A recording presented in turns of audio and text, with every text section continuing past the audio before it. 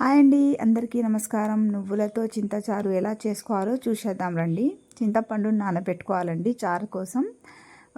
పచ్చిమిరపకాయలు, కొత్తిమీర, కరివేపాకు, పుదీనా ఇవన్నీ మంచిగా కడిగి గ్రైండ్ చేసుకోవాలండి. ఎల్లిపాయలు వేసుకోవాలి, పచ్చి ఎల్లిపాయలు వేసుకొని గ్రైండ్ చేసుకొని పక్కన పెట్టుకోవాలండి. ఇప్పుడైతే నువ్వుల్ని, జీలకర్రని దూరగా వేయించుకున్నాక ఈ విధంగా పొడి చేసుకోవాలండి. ఇలా గ్రైండ్ చేసిన ఈ పచ్చిమిర్చిని చింతచారులో ఇలా కలుపుకోవాలండి.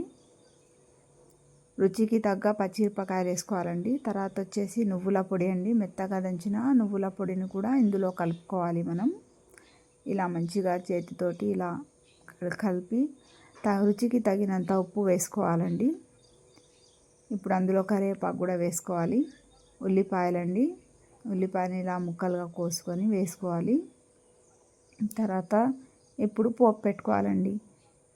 నూనె, ఎండుమిర్చి, జీలకర్ర, అల్లం వెల్లుల్లి పేస్ట్, కరివేపాకు ఇలా నూనెలో చాలా మంచిగా ఉంటుందండి ఫ్రై చేస్తే. పసుపు ఇలా వేసి మంచిగా ఫ్రై చేసుకోవాలండి. ఇప్పుడు చింతచారు అనేది ఇంతేనండి, అయిపోయింది చింతచారు. ఈ విధంగా చేసుకోవాలి. Thanks for watching.